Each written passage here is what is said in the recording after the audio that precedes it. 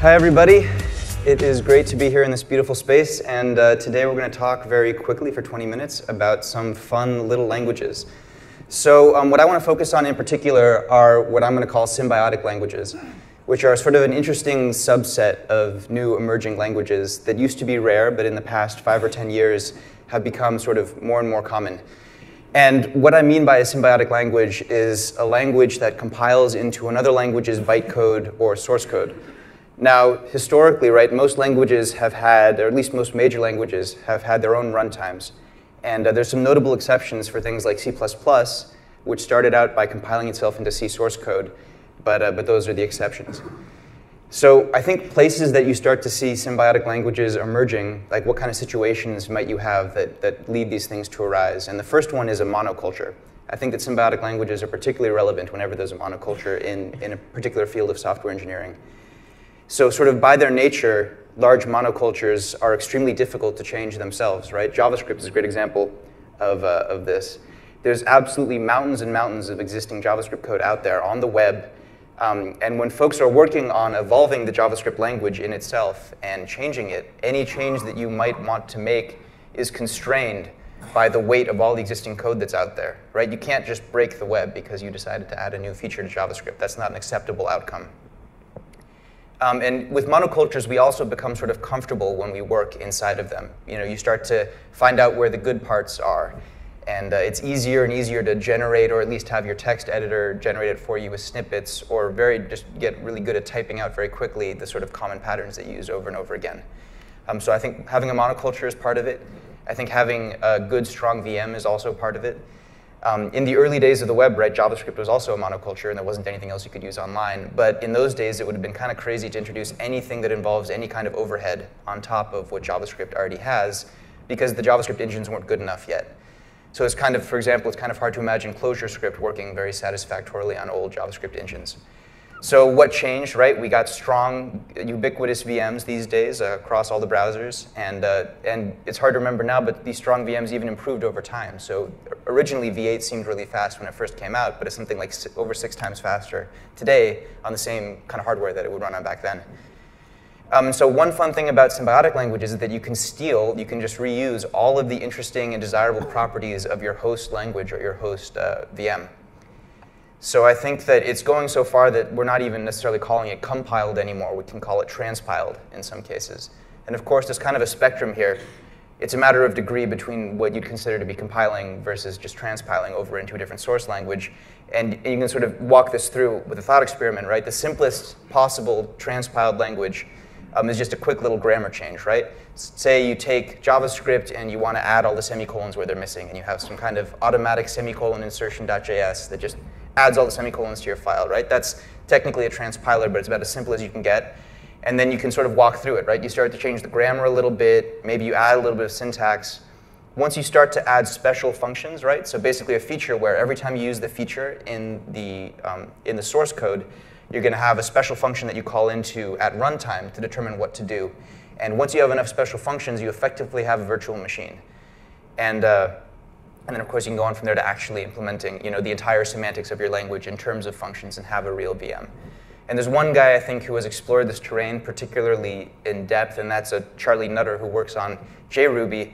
He's done a series of different versions of implementing Ruby in Java and on the JVM. So there's JRuby, which is sort of the full, most complete implementation. And he also has languages called Doobie, Mira, and now FastRuby, each of which is a different step on that spectrum between transpiling just the syntax over to Java semantics versus implementing the actual Ruby semantics in terms of Java.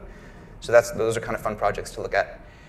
And there's a whole bunch of entirely new languages that are compiling into JavaScript, which is what we're going to talk about a little bit more today. So what kinds of things might you want to have in JavaScript that you don't have today? There's things like compile time type checking, right? Automatic continuation passing style transforms, Lisp, right? Different kinds of Lisps being done on JavaScript. Other existing languages like Ruby, Python, Haskell, Perl, Java, Smalltalk all have transpilers. Multi-target languages that are aiming to run on both the JavaScript VMs and other platforms like Flash, like Haxi and Laszlo, and security enforcing JavaScript, closure compiler annotations count as a transpiler.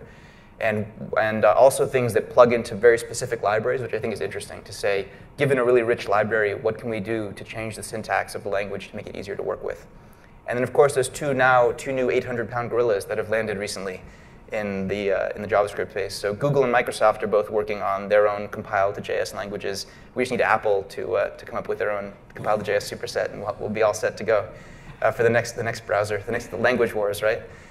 So Google and Microsoft have Dart and TypeScript, both of which bring traditional aspects of sort of older object-oriented languages like C# and Java to JavaScript. And mainly this means better class support for programming with classes than JavaScript has normally, and some kind of typing, static typing, optional typing. And so actually they both do this interesting sort of thing called optional typing, where it's not entirely statically typed. You're still allowed to be as dynamic as JavaScript is in many cases, but if you include type annotations as part of your source code, the compilers can type check it for you as you're compiling your program ahead of time, instead of waiting till runtime to catch those errors. But that said, there are some differences, of course, between Dart and TypeScript. So Dart has these 2 execution models and is intended to be run on a native VM that maybe will eventually get shipped with Chrome. And then so it runs both on the native VM that they've built for it, as well as the compiled JavaScript version.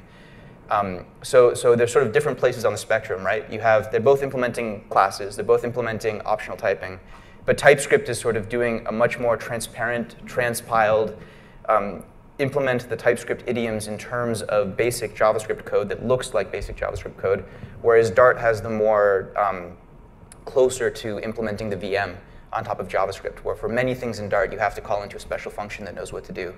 And the downside, of course, is that there's overhead into calling into a function when you want to look up something. The upside is you can change the semantics. So you can have operator overloading, where adding with a plus sign 2 variables might do something special if you've defined that operator for your variables. And Dart is going to insert the function call to do that at runtime. So what we're going to talk about a little bit more is CoffeeScript, which is what I have experience with, which is a little language that sort of, the whole point of it is to be just JavaScript and to target the fundamental nature of JavaScript and expose sort of the really sort of core concepts and the good parts of JavaScript in as simple of a way as we can find. So JavaScript, for starters, is a pretty interesting language, right? For something that was mostly designed in 10 days, it's amazingly flexible, right? It's got these great sort of core features.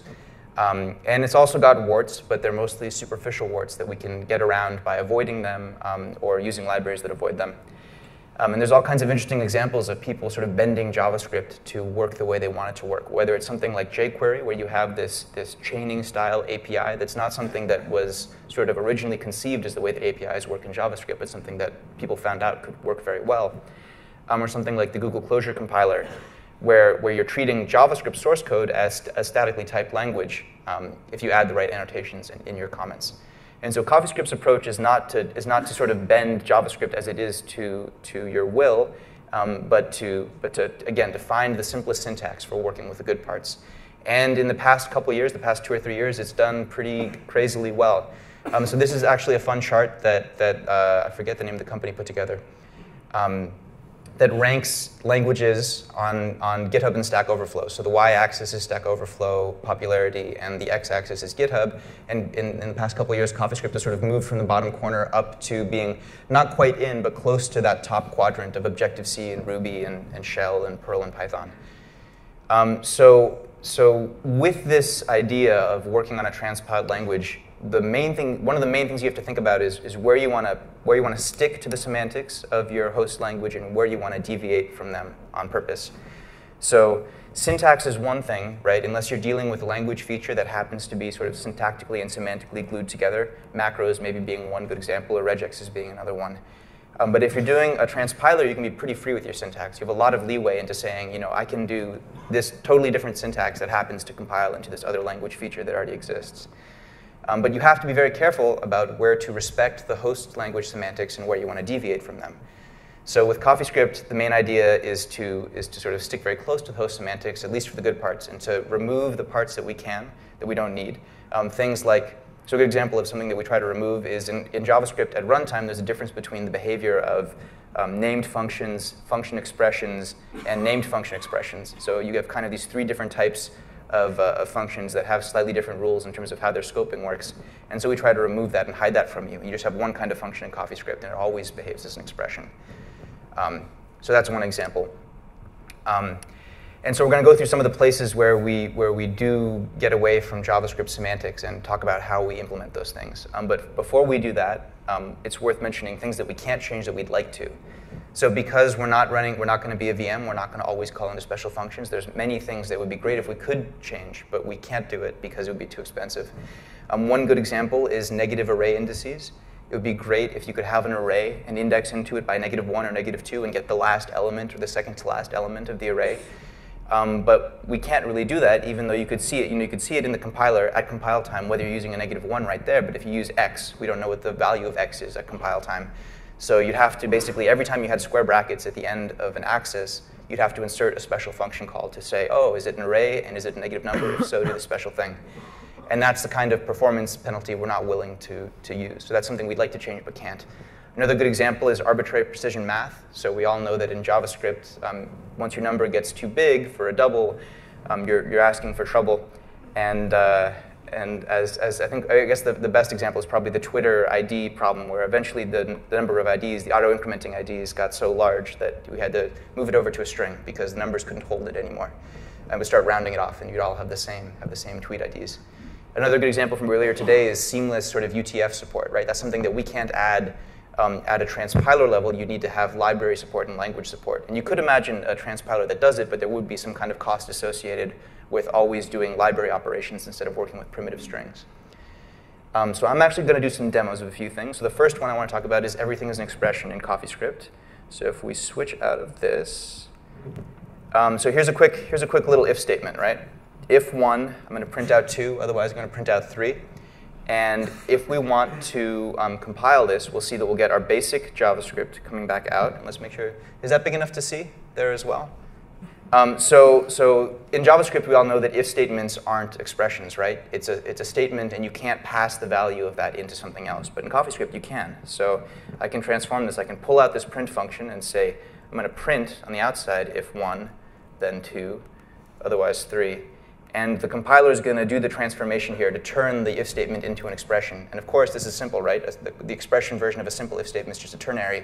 But you can have arbitrarily complicated stuff in here. So we could say else if 3, then 4, else alert hi, and then return 5, and evaluate all of this, and see that it's going to convert this same thing into an expression. So in this case, it's going to do it with a nested ternary and the comma operator. So it gets a little bit fancy. This isn't the kind of thing you want to write yourself, to do the conversion from a statement into an expression. And we're getting a little bit away from JavaScript semantics.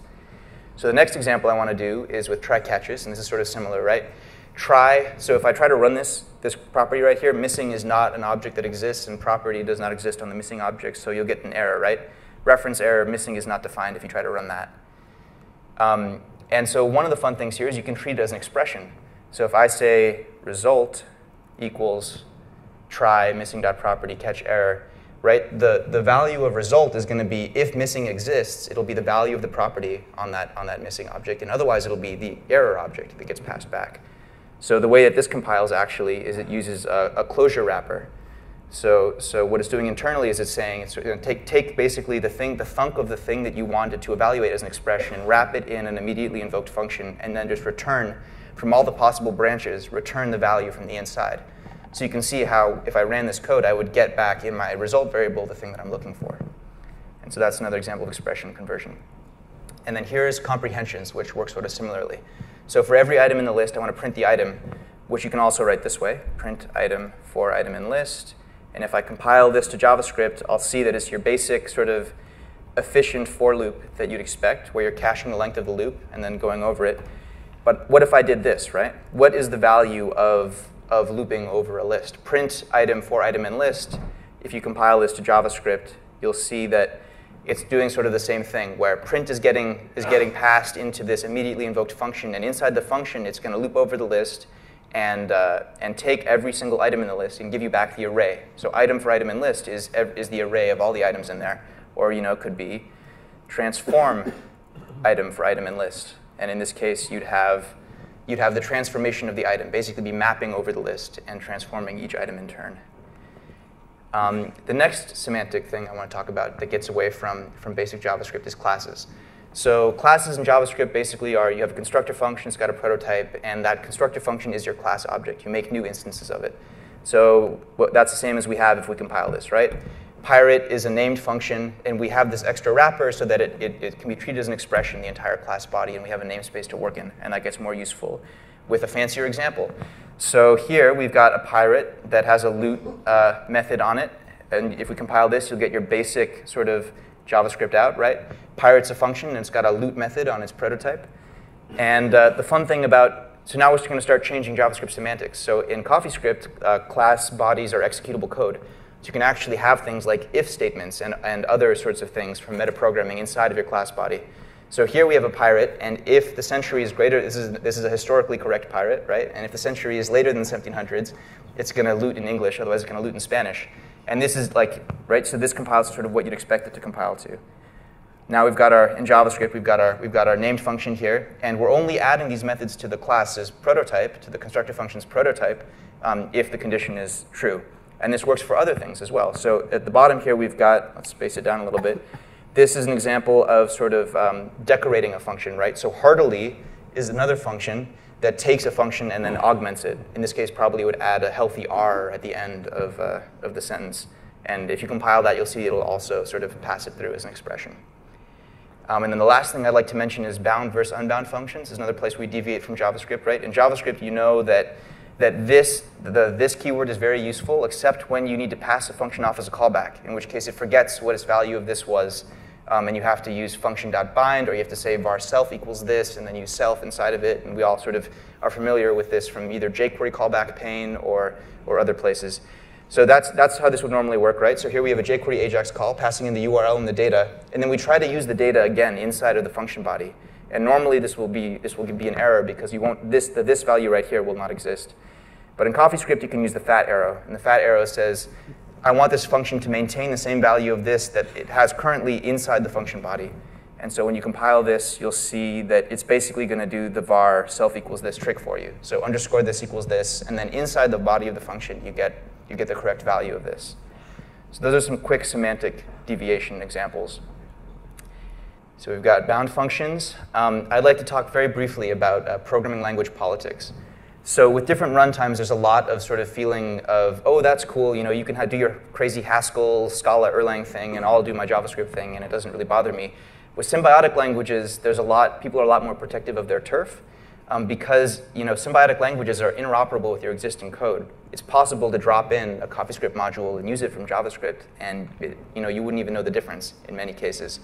So a lot of people, you have to kind of justify yourself why you're not using it or looking at it. And I think CoffeeScript's interesting as a case study because how did it get so popular in a couple years, right? Like I think that part of the just being JavaScript and sticking very, very close to the host semantics is a big part of that reason. And so there's also political considerations when you're working on transpiled languages beyond just engineering considerations. And one of that we just looked at a little bit with those compiled examples is that the code we generate tries to be for any given feature as readable and as clear JavaScript as we can manage, which is more of a political thing for people to be able to use the source than an engineering thing. Before we wrap up, I want to talk very briefly about why I think these symbiotic languages are particularly interesting.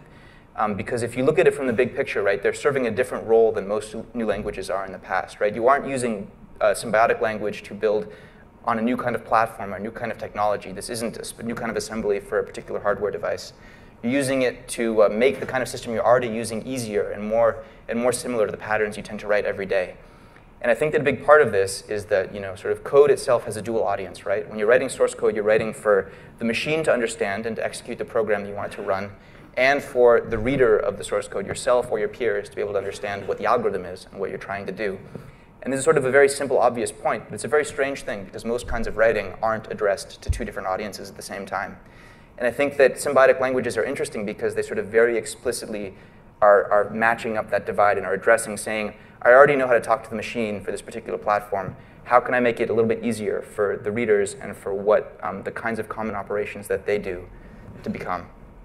So as a community, as a group of folks, I'd like us to think about other interesting transpilers that might be worth doing. Any situation where you have sort of an entrenched programming language host that could use a little bit more diversity. And I hope some of you might start those compilers. Maybe some ones for French. I know CoffeeScript is very English oriented. So thanks a lot, and I appreciate it. Take some questions.